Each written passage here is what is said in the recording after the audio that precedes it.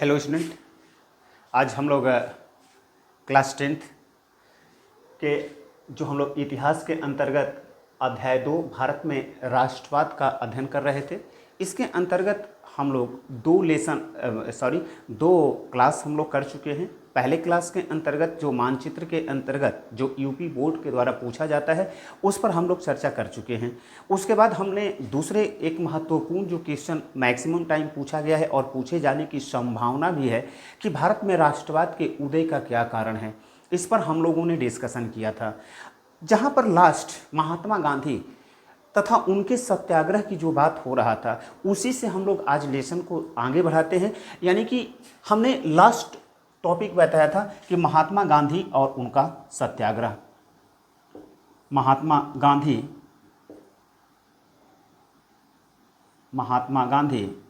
व सत्याग्रह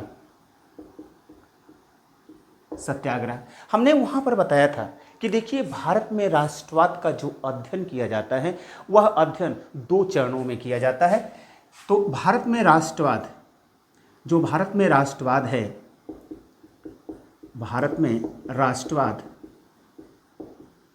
उसका अध्ययन हम लोग 2 चरणों में करते हैं। एक हम लोग करते हैं 1915 से पूर्व और दूसरा चरण यानी हम कहें तो 1915 के पश्चात। 1915 के पश्चात का जो राष्ट्रवाद है उसे हम लोग गांधी युग के नाम से जानते हैं। तथा 1915 से पूर्व के राष्ट्रवाद को हम लोग गांधी युग से पूर्व का मानते हैं, गांधी युग से पूर्व। और यही 2 आधारों पर जो भारत में राष्ट्रवाद का अध्ययन किया जाता है, यानी कि भारत में राष्ट्रवाद का अध्ययन 2 रूपों में किया जाता है, 2 चरणों में किया जाता है। 1915 से पूर्व और 1915 के पश्चात। हम जानते हैं कि जो 1915 के पश्चात का राष्ट्रवाद है यानी गांधी युग का राष्ट्रवाद है, उसे ही हम लोग 10th क्लास की एनसीईआरटी के अंतर्गत या कहें कि आप लोगों के कोर्स के अंतर्गत हम लोगों को जानना है। हम लोगों को 1915 के भारत में राष्ट्रवाद और उस राष्ट्रवाद के आधार पर भारत में जो आंदोलन हो रहे थे, चाहे किसान आंदोलन की बात करें, चाहे आदिवासी आंदोलन की बात करें, चाहे सन्यासी आंदोलन की बात करें, उसके विषय में हम लोगों को नहीं जानना है, बल्कि हम लोगों को केवल और केवल जानना है कि जब महात्मा गांधी 1915 में दक्षिण अफ्रीका से भारत आए और भारत में जब राजनीति में सक्रिय हुए तो भारत में कैसे राष्ट्रवादी आंदोलन किए और उस राष्ट्रवादी आंदोलन से भारत की संपूर्ण वर्ग को एक सूत्र में बांधने का काम किया। और इसी को हम लोगों को पढ़ना है। लेकिन इससे पहले 2 चीज़ें कि अगर हम कहें कि भारत में राष्ट्रवाद का स्वरूप कैसा था, तो भारत में राष्ट्रवाद का 2 स्वरूप था। अगर हम भारत में राष्ट्रवाद के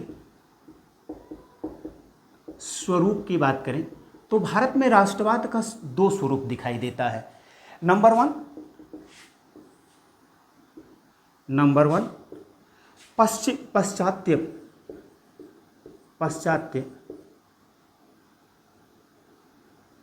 प्रतिमान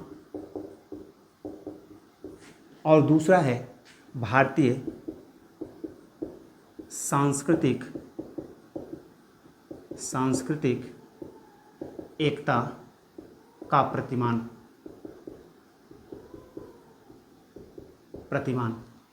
यह जो पाश्चात्य प्रतिमान था, यह क्या था? यह पाश्चात्य यानी यूरोप के देशों में जिस प्रकार के राष्ट्र राज्य का निर्माण हुआ था, जिसमें एक राजनीतिक एकता थी, उसी प्रकार के राष्ट्र राज्य निर्माण की मांग कर रहे थे। और ब्रिटिश सरकार के द्वारा जो राजनीतिक और आर्थिक एकता स्थापित भारत में किया जा रहा था, उसी से संतुष्ट थे और सरकार के अंतर्गत रहकर के सुधार करना चाहते थे, सरकार की नीतियों में सुधार लाने की कोशिश कर रहे थे। और ये जो भारतीय प्रतिमान वाले लोग थे, वह भारत की जो एक सांस्कृतिक परंपरा जो रही है, जो एक गौरवपूर्ण इतिहास रहा है, एक दर्शन रहा है, उस दर्शन और सांस्कृतिक आधार पर वह एकता के सूत्र में बांध करके राष्ट्र राज्य का निर्माण करना चाहती हैं। दोनों का उद्देश्य तो राष्ट्र राज्य का निर्माण ही करना है, लेकिन यह क्या है, यह पाश्चात्य प्रतिमान वाले लोग ब्रिटिश सरकार के प्रति विनम्रता का भाव रखते हैं। और इसके लिए वह विनम्र क्यों है? विनम्र इसलिए है क्योंकि ब्रिटिश सरकार राजनीतिक एकता भारत में स्थापित कर रही थी और इसके लिए वे लोग विनम्र थे और उनसे आग्रह का भाव रखते थे। लेकिन अगर भारतीय सांस्कृतिक एकता का प्रतिमान की बात करें तो यह ब्रिटिश हुकूमत से घृणा का भाव रखते थे, क्योंकि इनका मानना था कि हमें क्या चाहिए, हमें स्वराज्य चाहिए। और वह स्वराज्य किसके लिए चाहिए? हमें स्वयं जिस पर हम स्वयं शासन कर सकें, इस प्रकार का हमें स्वराज्य की आवश्यकता है। और जिस प्रकार का एक राष्ट्र राज्य का निर्माण हो, उस राष्ट्र राज्य में सांस्कृतिक एकता स्थापित हो और इस सांस्कृतिक एकता के आधार पर हमारा भारत यानी अखिल भारत का निर्माण हो। है खैर, ये हम लोगों को भारत में राष्ट्रवाद का स्वरूप है, इसको विशेष हमें मतलब नहीं है। यहाँ पर हमने इसलिए बता दिया कि भारत के जो राष्ट्रवाद हम लोग पढ़ रहे हैं, तो भारत के राष्ट्रवाद के अंतर्गत ये दो चीज़ देखने को मिलता है कि कुछ लोग इस आधार पर नरमपंथी थे, नरमपंथी माने जाते हैं, नरम दल के लोग माने जाते हैं, और इसी आधार पर इनको गरम दल का माना जाता है, गरम दल का माना जाता है। ये क्रांतिकारी भी इसी के अंतर्गत शामिल थे। तो ऐसा आप लोगों को देखने को बार बार इसके अंतर्गत आएगा, क्योंकि कुछ लोग ऐसे होंगे जो कि ब्रिटिश सरकार के प्रति स्वामी भक्त होंगे, और कुछ लोग ऐसे भी होंगे जो ब्रिटिश सरकार के कटु आलोचक होंगे, कटु शत्रु भी होंगे। तो इस आधार पर हम लोग यही कारण है कि हम लोग भारत में राष्ट्रवाद के स्वरूप की अगर बात किया जाता है तो भारत में दो प्रकार के राष्ट्रवाद का स्वरूप मिलते हैं, पाश्चात्य प्रतिमान और भारतीय सांस्कृतिक एकता का प्रतिमान। अब हम स्वतः आपके अध्याय को आगे बढ़ाते हैं। जैसा कि हमने कहा कि हमें किसका अध्ययन करना है, तो गांधी युग का अध्ययन करना है। गांधी युग का अध्ययन करना है। 1915 ईस्वी के पश्चात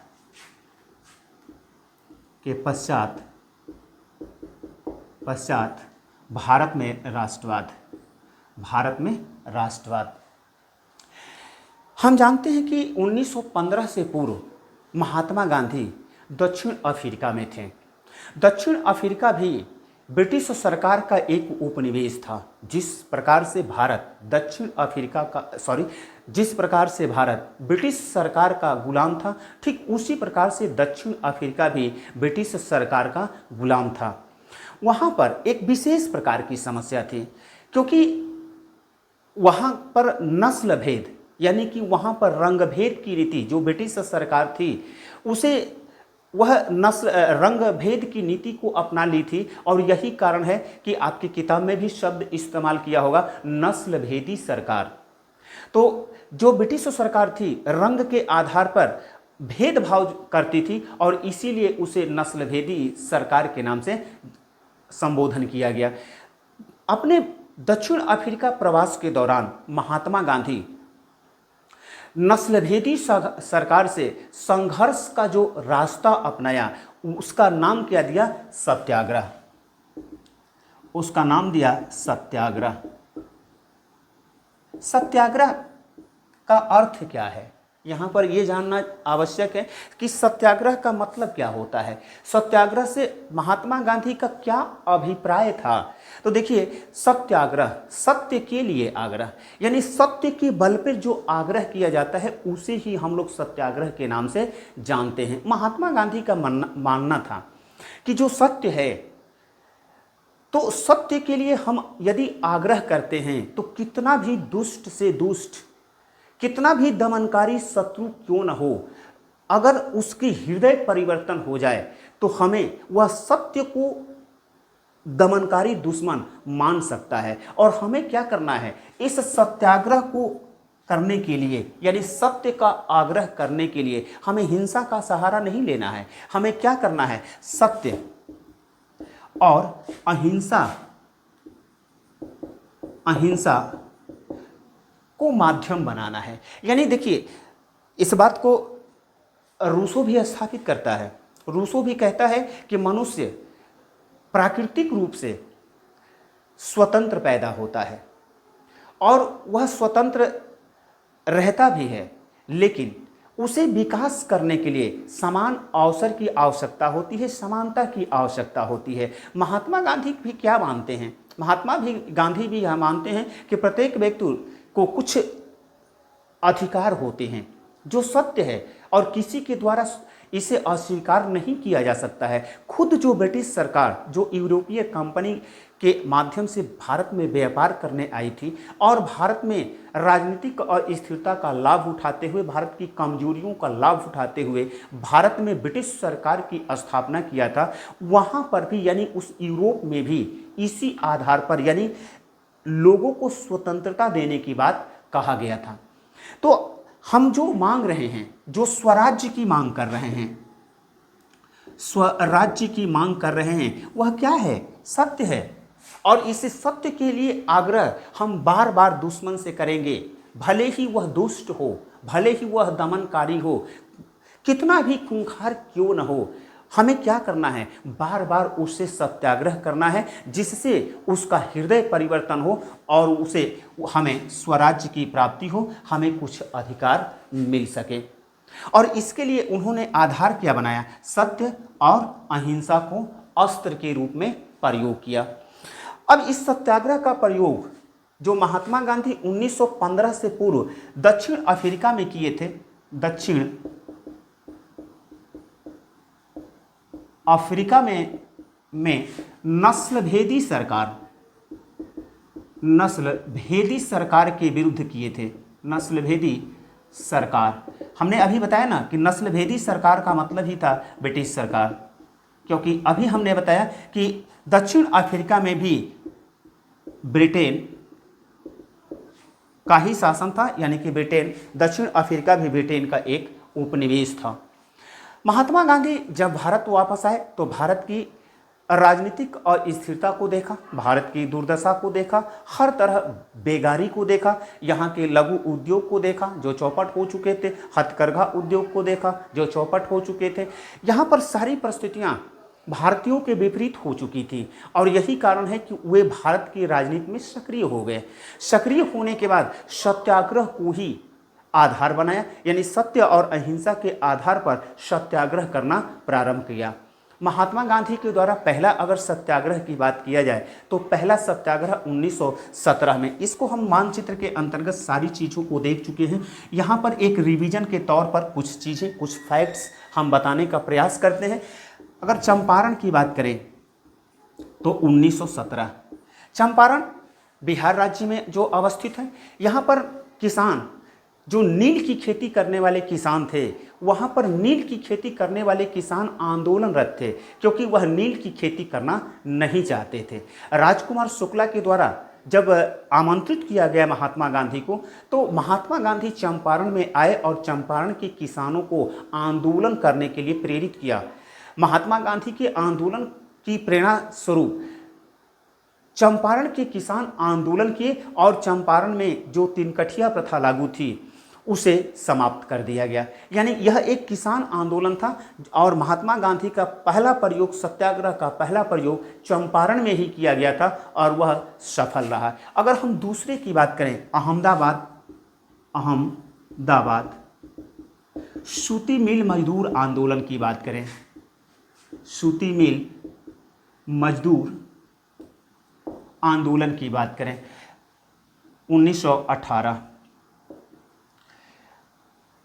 जब अहमदाबाद सूती मिल मजदूर आंदोलन क्यों फैला था, तो सूती मिल के मजदूर प्लेग बोनस की मांग कर रहे थे। उस समय प्लेग महामारी भारत में फैली हुई थी, जिसके कारण वहाँ के मजदूर चाहते थे कि हमें मिल मालिक के द्वारा प्लेग बोनस दिया जाए, लेकिन मिल मालिक जो ब्रिटिश थे वे प्लेग बोनस नहीं देना चाहते थे। यही कारण है कि मिल मालिक के व्यवहार से असंतुष्ट होकर के मजदूर आंदोलन करने लगे, सत्याग्रह करने लगे। महात्मा गांधी ने उन आंदोलनकारी मजदूरों का समर्थन किया और ब्रिटिश मिल मालिक के द्वारा उन्हें प्लेग बोनस देना स्वीकार कर लिया। और इस तरह से अहमदाबाद सूती मिल मजदूर आंदोलन भी क्या रहा, सफल रहा। अगर हम तीसरे की बात करें, खेड़ा का किसान सत्याग्रह की बात करें तो खेड़ा में भी कुछ इसी तरह की परिस्थितियां थी। एक तो प्लेग की महामारी फैला हुआ था और प्लेग की महामारी के कारण किसान वैसे भी परेशान थे और इस परेशानी के बीच सरकार ने किसानों से जो लिया जाने वाला कर था, लगान को बढ़ा दिया था। किसान बढ़े हुए लगान देना नहीं चाहते थे और यही कारण है कि ब्रिटिश सरकार के विरुद्ध आंदोलन कर रहे थे। महात्मा गांधी ने उन किसानों का समर्थन किया और महात्मा गांधी के समर्थन से वह सत्याग्रह भी सफल रहे, क्योंकि ब्रिटिश सरकार वहाँ पर बढ़े हुए लगान को वापस ले लिया, बढ़े हुए लगान को समाप्त कर दिया। यह तीनों आंदोलन से अति उत्साहित होकर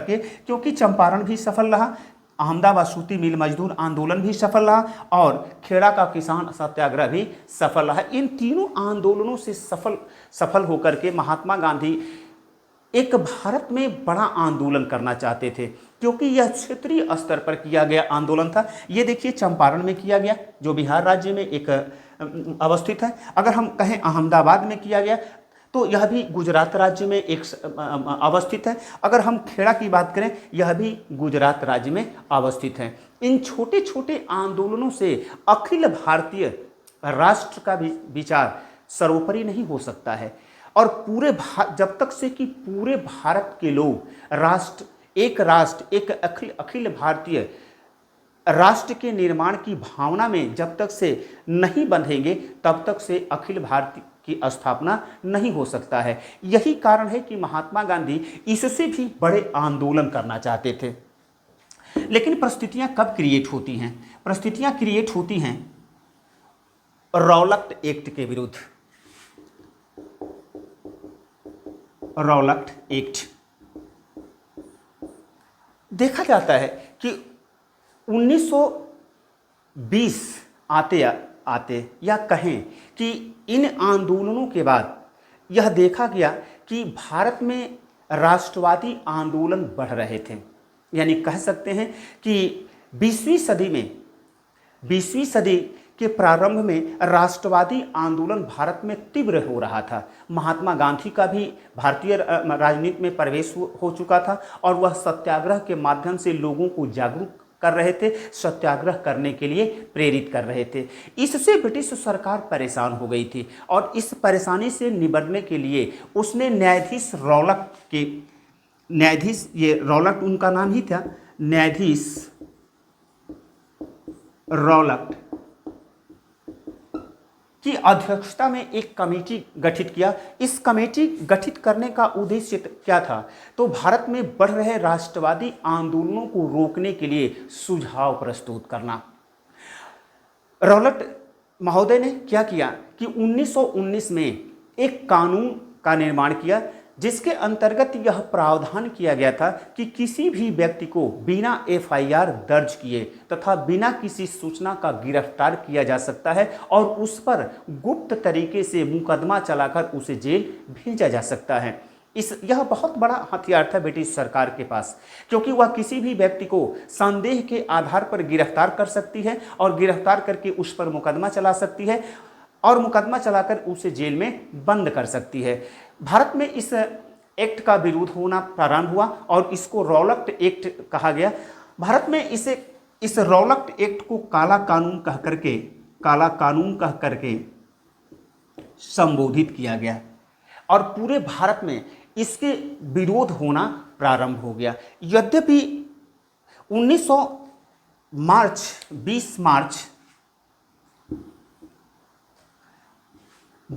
मार्च 1919 को कांग्रेस के द्वारा इसे काला कानून कह करके विरोध करना प्रारंभ किए, लेकिन इस विरोध के बावजूद भी 21 मार्च 1919 को यह कानून लागू कर दिया गया, जिसके विरोध में 6 अप्रैल 1919 को 1919 को पूरे भारत में रौलट एक्ट के विरोध में आंदोलन की घोषणा किया गया। महात्मा गांधी जो पंजाब राज्य जो विशेष रूप से आंदोलनरत था, महात्मा गांधी पंजाब जाना चाहते थे, लेकिन ब्रिटिश सरकार उन्हें पंजाब जाने से रोक दिया। अब हुआ क्या कि 9 तारीख को वहाँ पर 9 अप्रैल 1919 को सतपाल तथा डॉक्टर किचलू को गिरफ्तार कर लिया गया, जो वहाँ पर यानी कि पंजाब राज्य में रौलट एक्ट के विरुद्ध होने वाले आंदोलन में सक्रिय थे। इन दोनों को गिरफ्तार करके पंजाब से बाहर भेज दिया गया। इसके विरोध स्वरूप 10 अप्रैल 1919 को ईस्वी को पूरे पंजाब में आंदोलन हो रहा था। रौलट एक्ट का भी विरोध हो रहा था और इनके सत्यपाल और डॉक्टर किचलू के गिरफ्तारी का भी विरोध हो रहा था। लेकिन यह विरोध जो था निहत्थी जनता के द्वारा किया जा रहा था, लेकिन पंजाब के गवर्नर के द्वारा इन पर निहत्थी जनता जो आंदोलन कर रही थी उन पर गोलियां चलाई गई और गोलियों चलाने के कारण इन कई आंदोलनकारियों की मृत्यु हो गई। इसी बीच 11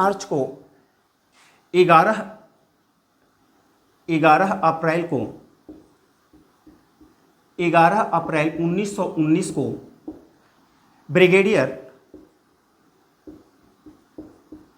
जनरल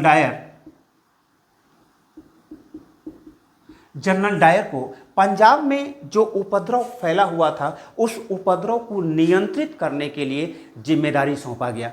जनरल डायर 12 अप्रैल 1919 को मार्शल लॉ की घोषणा कर दिया गया। मार्शल लॉ लागू कर दिया। लेकिन जो जनरल डायर के द्वारा मार्शल लॉ लगाया गया, मार्शल लॉ अव्यावहारिक तरीके से लगाया गया, क्योंकि मार्शल लॉ लगाया गया है इसकी पूरी शहर में घोषणा नहीं किया गया, बल्कि गुप्त तरीके से इसे लागू कर दिया गया। ठीक 13 मार्च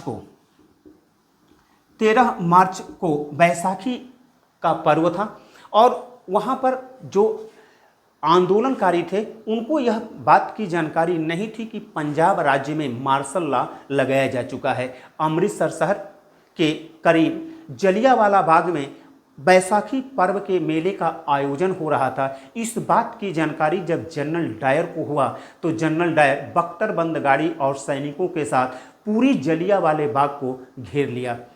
उसके बाद जहां प्रवेश द्वार थे, प्रवेश द्वार पर सैनिकों को तैनात कर दिया और जब भीड़ निकलना प्रारंभ की तो निहत्थी जनता पर गोलियां चला दिया गया। और इस घटना में रौलट यहां पर यानी कि जलियांवाले बाग की घटना में जो 13 अप्रैल 1919 को होता है 1650 राउंड गोलियां चलाई गई तथा लगभग 1000 लोग मारे गए।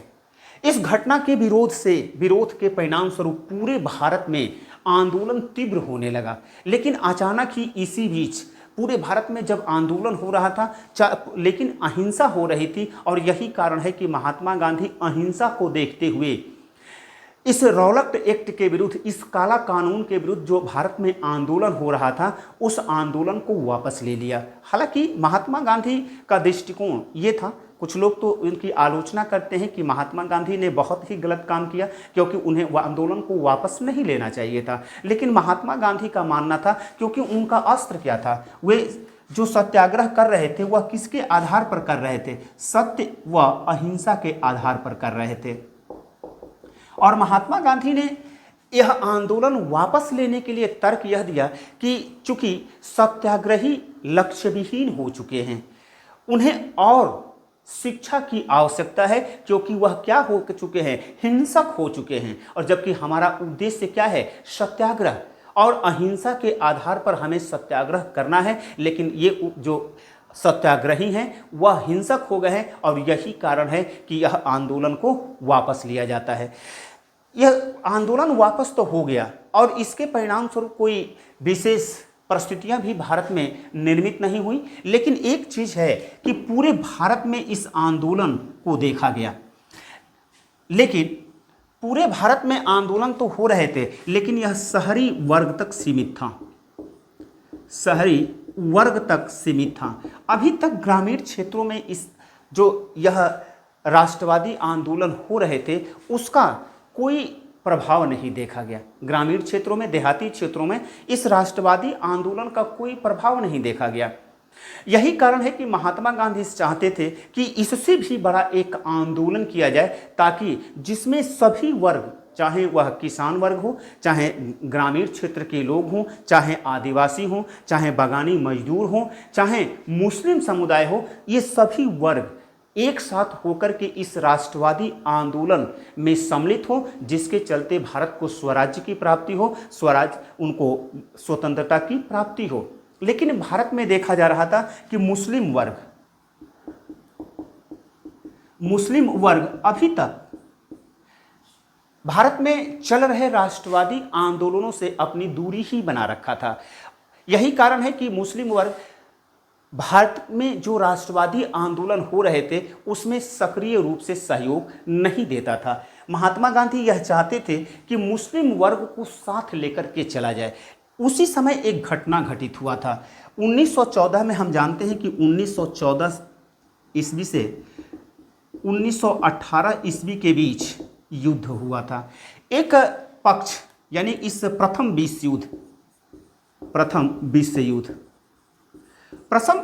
विश्व युद्ध के दौरान एक तरफ जर्मनी और उसके संबंधी देश थे, तथा दूसरी तरफ ब्रिटेन तथा उसको समर्थक देश थे। और यह प्रथम विश्व युद्ध जब हो रहा था तो जर्मनी का साथ तुर्की के द्वारा दिया जा रहा था और तत्कालीन तुर्की के सम्राट को खलीफा कहा जाता था। और यही कारण है कि जब तुर्की प्रथम विश्व युद्ध में ब्रिटेन से पराजित हो गया तो पूरे विश्व में यह अफवाह फैल गया कि ब्रिटेन तुर्की के शासक यानी खलीफा को गंभीर शर्तें लाद देगा। और यही कारण है कि पूरे विश्व में मुस्लिम धर्म ईसाइयों का विरोधी हो गया और खिलाफ करने लगा। उसी बीच भारत में खिलाफत आंदोलन होना प्रारंभ हो गए तथा मुंबई में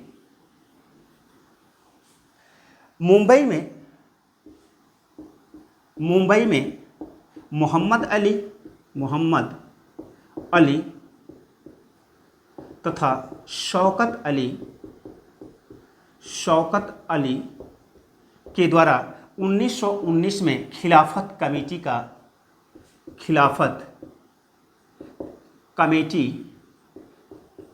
का गठन किया गया।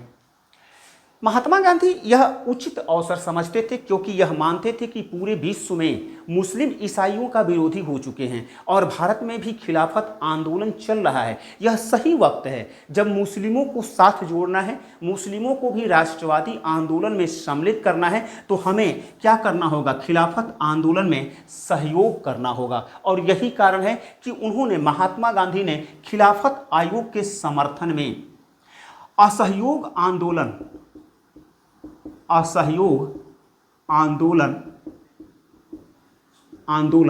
करने का निश्चय किया। अब प्रश्न उठता है कि यह असहयोग आंदोलन क्या है? ध्यान रखिएगा, असहयोग आंदोलन पर प्रश्न पूछता है कि असहयोग आंदोलन से आप क्या समझते हैं तथा असहयोग आंदोलन के अंतर्गत कौन कौन से वर्ग सम्मिलित हुए और उनका क्या उद्देश्य था। तो असहयोग आंदोलन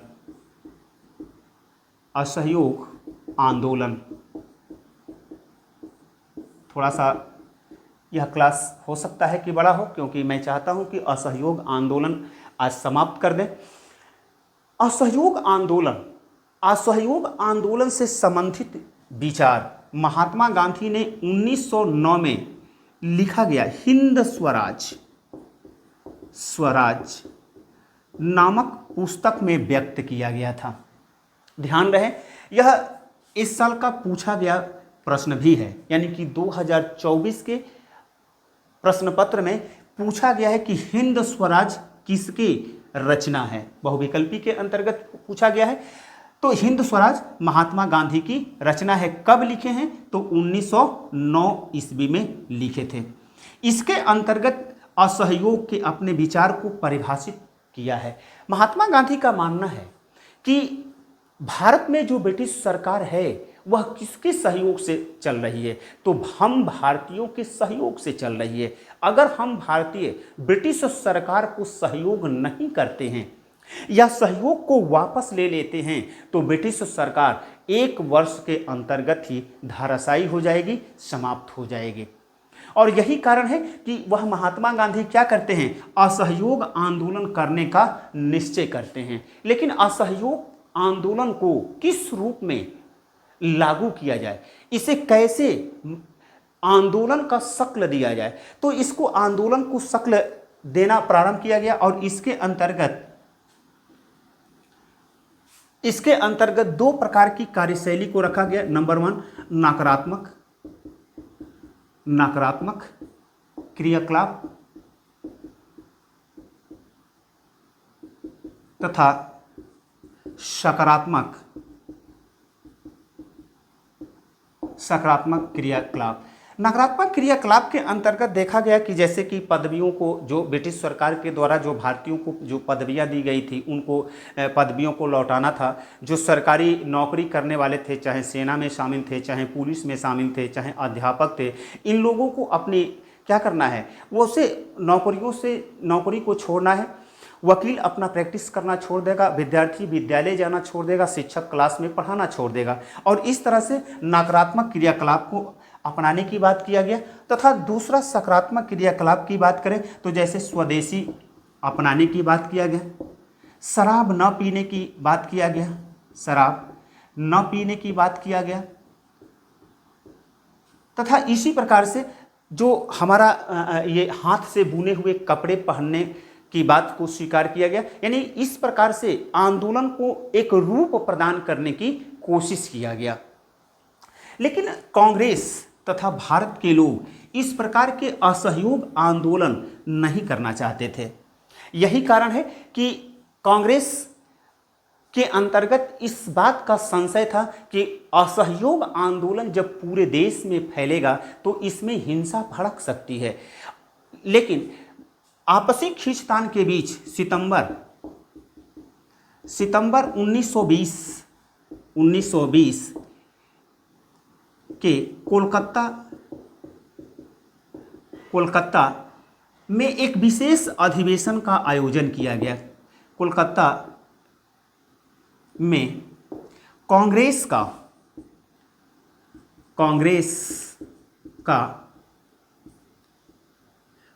का विशेष अधिवेशन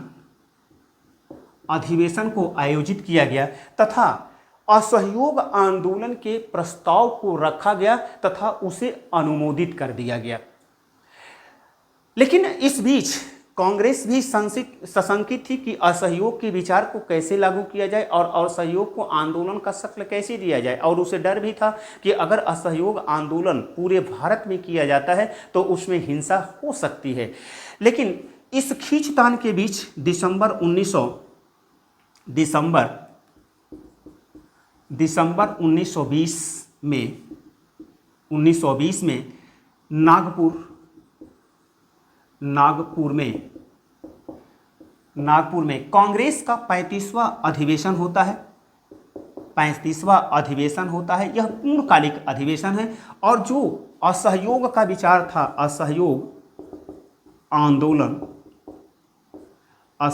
आंदोलन का जो कि सितंबर 1920 के कोलकाता अधिवेशन में अनुमोदित किया गया था, नागपुर अधिवेशन में उसे पारित कर दिया गया तथा जनवरी 1920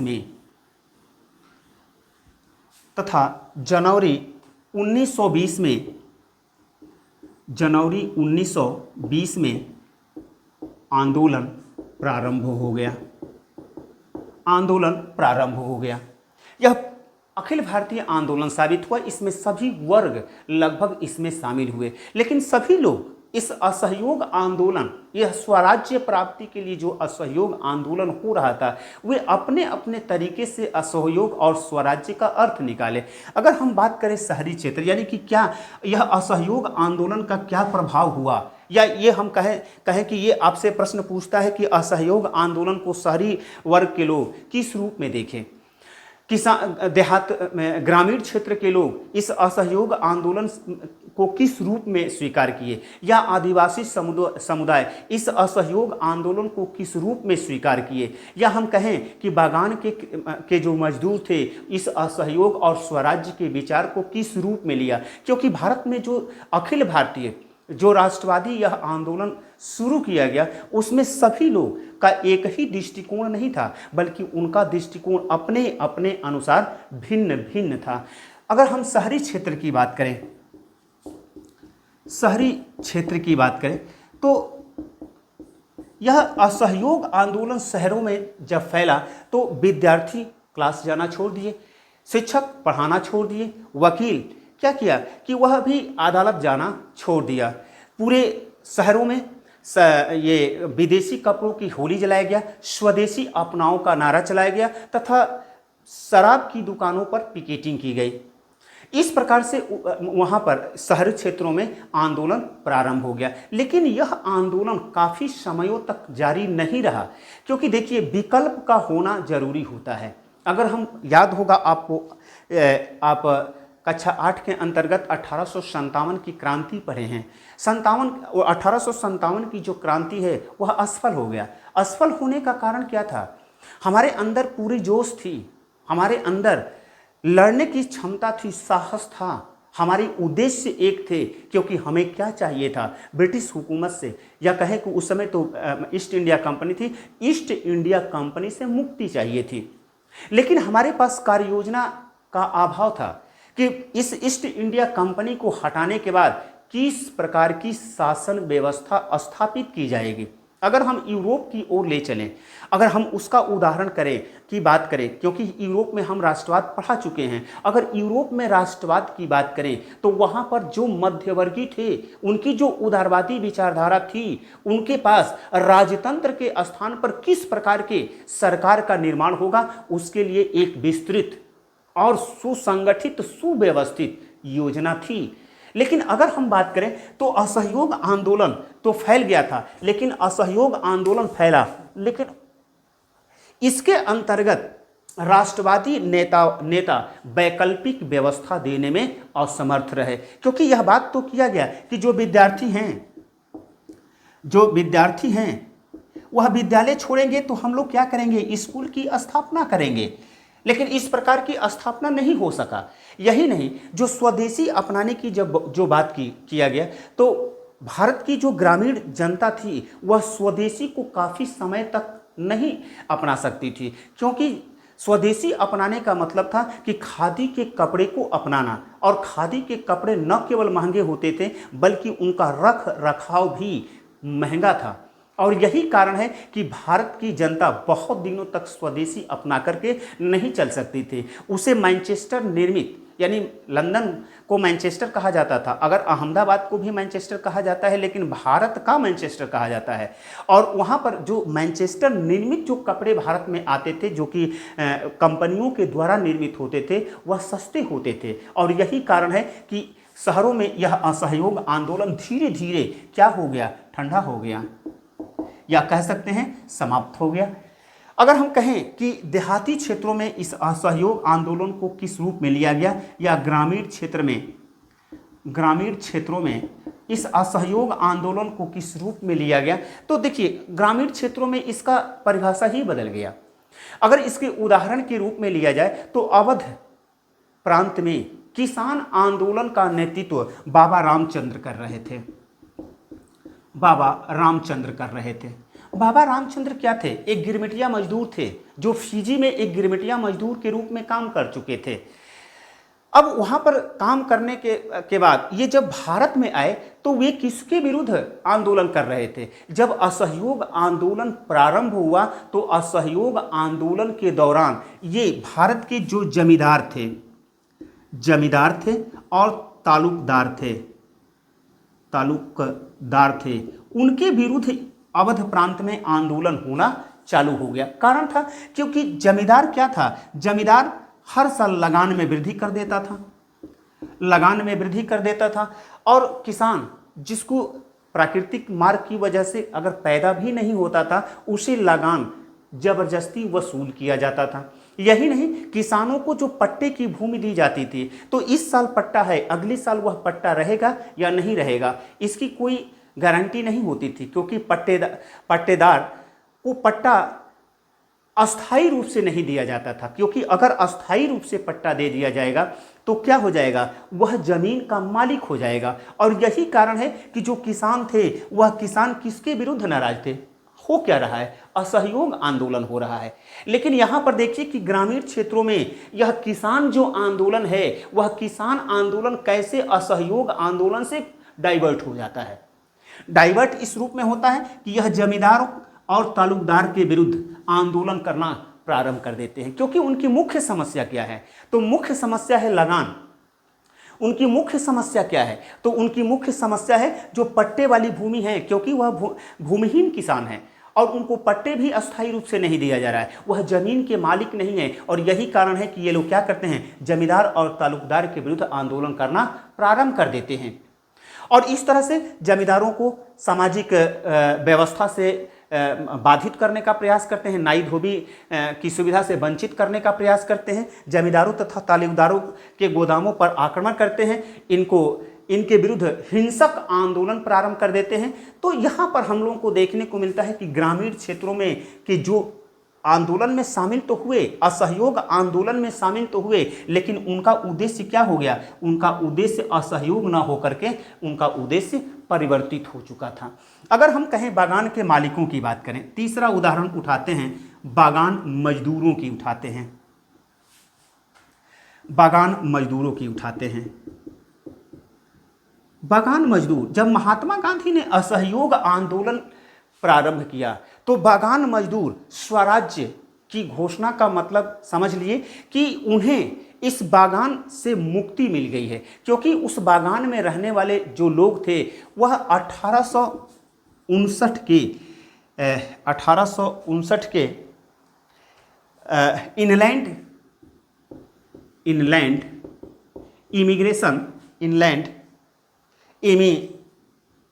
इमिग्रेशन एक्ट,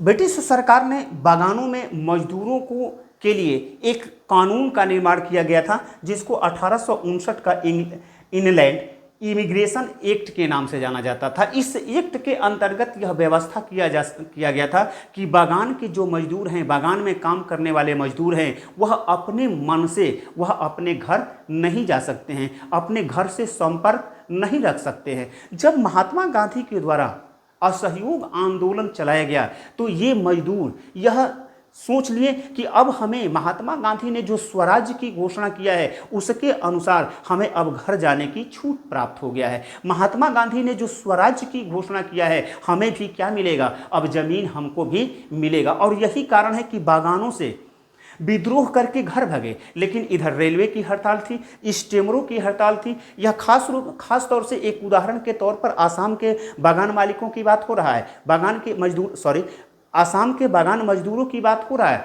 अब रेलवे बंद थे, स्टीमर बंद थे और जहां के तहां वे पकड़े गए और उनके साथ अमानवीय व्यवहार ब्रिटिश बागान मालिकों के द्वारा किया गया।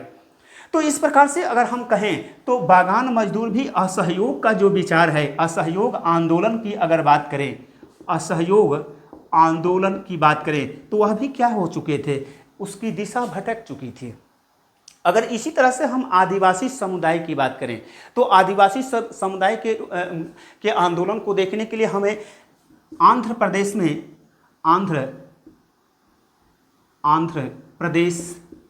में गुडेम आदिवासी समुदाय जो होती है, आंध्र प्रदेश में एक आदिवासी समुदाय थी, गुडेम, आंध्र प्रदेश के गुडेम पहाड़ियों में आदिवासी समुदाय द्वारा किया गया आंदोलन, हालांकि ये लोग क्या कर रहे थे, आंध्र प्रदेश के गुडेम पहाड़ियों में जो आदिवासी समुदाय थी वह भारत में गुरिल्ला युद्ध चला रही थी। कांग्रेस इस प्रकार के गुरिल्ला युद्ध का समर्थन नहीं कर सकती थी, क्योंकि कांग्रेस पर नियंत्रण अब किसका था, गांधी का था। और गांधी का नारा क्या था, सत्य और अहिंसा के बल पर हमें सत्याग्रह करना है। और इस तरह से जब इस प्रकार के आंदोलन चल रहे थे, लेकिन जब असहयोग आंदोलन पूरे भारत में फैला तो ये लोग क्या समझ लिए, क्योंकि इन लोगों के साथ यह समस्या थी कि ब्रिटिश सरकार के द्वारा वन अधिनियम लाया गया था, और वन अधिनियम ला करके वन में जाने से इन्हें रोक दिया गया था। और आदिवासी समुदाय वन को अपना घर समझता था और अपने रोजगार यानी कि उससे औषधि लाना, चाहे उसके पत्ते को चुनना, उसकी सूखी हुई लकड़ियों को चुनना, या उसमें जो खेती करने की जो बात होती है, झूम खेती करने की बात होती है, तो वो जंगलों में जाकर के इस प्रकार से कार्य करते थे जिससे उनकी रोजी रोटी चलती थी। लेकिन अब क्या करती थी, ब्रिटिश सरकार वन अधिनियम ला करके इन आदिवासी समुदायों को वन से पृथक कर दिया था। और यही कारण है कि आदिवासी समुदाय भारत में ब्रिटिश सरकार का विरोध कर रही थी और गुरिल्ला युद्ध कर रही थी। उसी में एक नाम आता है, इसे अलूरी सीताराम राजू का नाम आता है, अलूरी सीताराम राजू, अलूरी सीताराम राजू का नाम आता है। यह अपने आप को ईश्वर मानता है, यह एक अपने आप को मानता है कि हम एक ऐसे व्यक्ति हैं जिस पर गोली भी चलेगा तो उसका कोई प्रभाव नहीं होगा। लेकिन वह क्या मानता है, वह मानता है कि हमें अहिंसा के बल पर स्वराज्य प्राप्ति नहीं हो सकती है। हालांकि महात्मा गांधी का समर्थन करता है और आदिवासी समूहों के बीच में असहयोग के विचार, आंदोलन के विचार को ही प्रचारित करता है। लेकिन उसका मानना क्या है कि हमें अगर स्वतंत्रता चाहिए, हमें यदि स्वराज्य चाहिए, तो हमें हिंसा का रास्ता अख्तियार करना ही होगा। लेकिन अंतोगत्वा यह जो आंदोलन चलाता है 1924 में ब्रिटिश सरकार इसको हत्या कर देती है, मार देती है। तो यहाँ पर देखिए, जो आदिवासी समुदाय के द्वारा, एक उदाहरण के तौर पर आंध्र प्रदेश में गुडेम पहाड़ियों के आदिवासी समुदाय का उदाहरण लिया गया, लेकिन यहाँ पर आदिवासी समूहों का क्या, असहयोग का क्या अर्थ था, स्वराज्य का क्या अर्थ था। तो यहाँ पर जो असहयोग आंदोलन की मुख्य जो उद्देश्य था, उससे आदिवासी समुदाय क्या हो चुका था, भटक चुका था। तो ये ग्रामीण क्षेत्रों की बात करें, ये शहरी क्षेत्र की बात करें, ग्रामीण क्षेत्र की बात करें, बागानों की बात करें, चाहे किसानों की बात करें, चाहे फिर आदिवासी समूहों की बात करें, ये सभी के सभी वर्ग जो असहयोग आंदोलन का मुख्य उद्देश्य था कि हमें ब्रिटिश सरकार का सहयोग नहीं करना है, हमें ब्रिटिश सरकार से अपना सहयोग को वापस ले लेना है, जिसके कारण क्या हो जाएगा, ब्रिटिश सरकार धराशायी हो जाएगी और इस तरह से भारत ब्रिटिश सरकार से मुक्त हो जाएगा और हमें स्वराज्य की प्राप्ति हो जाएगी। लेकिन सभी वर्ग के द्वारा अपने अपने तरीके के असहयोग की विचारधारा अपनाने के कारण यह असहयोग आंदोलन भी सफल होते नहीं दिख रहा था। इसी बीच एक घटना घटित होती है। इसी बीच 5